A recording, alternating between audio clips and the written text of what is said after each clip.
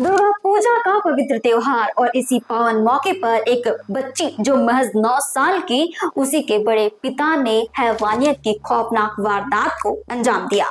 सो नमस्ते, मैं सोनी। यह घटना बालोद जिले की है, जहां नवरात्रि का माहौल भक्ति से भरा था। चारों तरफ मां दुर्गा की जय जयकारें हो रही थी। लेकिन इसी बीच एक 9 साल की बच्ची को दुर्गा दर्शन के बहाने उसके अपने ही बड़े पापा ने जंगल में ले जाकर किया दुष्कर्म। सोमवार 22 सितंबर की शाम करीब 4 बजे 55 साल का आरोपी, जो रिश्ते में बच्चे का बड़ा पापा था, उसे अपने स्कूटी पर बैठा कर निकला। लेकिन उसका इरादा दुर्गा दर्शन का नहीं था, बल्कि हैवानियत का था। वह बच्चे को गांव से 3 किलोमीटर दूर एक सुनसान जंगल में ले गया और वहां उस मासूम के साथ किया दुष्कर्म।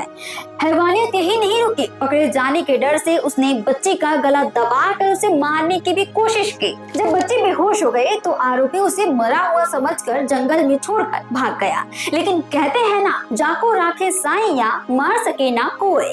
लगभग 3 घंटे बाद अंधेरे में उस मासूम को होश आया। उसे दूर कहीं दुर्गा पंडाल में बज रहे जस गीत की आवाज सुनाई दी। उसने हिम्मत नहीं हारी और उस आवाज की दिशा में रेंगते हुए वहां पहुंची। रोते बिलखते उसने पंडाल में मौजूद लोगों को अपने बड़े पापा की करतूत बताई। यह सुनकर सारे लोग स्तब्ध रह गए। उन्होंने तुरंत बच्चे के घर वालों को इन्फॉर्म किया और आरोपी को पकड़कर पुलिस के हवाले कर दिया। यह घटना सिर्फ अकेला मामला नहीं है।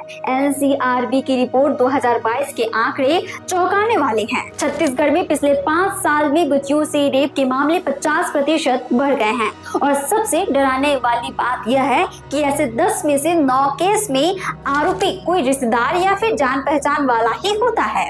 ये आंकड़े हमें सोचने पर मजबूर करते हैं कि आखिर क्यों हमारे समाज में ऐसे अपराध बढ़ रहे हैं। एक्सपर्ट्स मानते हैं कि यौन हिंसा करने वाले लोग अक्सर कमजोर मानसिकता के होते हैं और बच्चों को आसान शिकार समझते हैं। इसके अलावा पूर्ण वीडियो का आसान एक्सेस भी ऐसे मामलों को बढ़ा रहा है। इस घटना से हमें यह समझना होगा कि बच्चों की सुरक्षा केवल पुलिस की जिम्मेदारी नहीं है, बल्कि हम सबकी है। माता पिता को अपने बच्चों को अच्छे और बुरे टच के बारे में सिखाना चाहिए। अगर बच्चों के व्यवहार में बदलाव होता है तो उनसे खुलकर बात करनी चाहिए। अभी भी वक्त है, अपने बच्चों से खुलकर बातें करें। बच्चों के दोस्त बने, न कि पेरेंट्स। छत्तीसगढ़ से जुड़े और अपडेट्स के लिए आप देखते रहें वयम छत्तीसगढ़।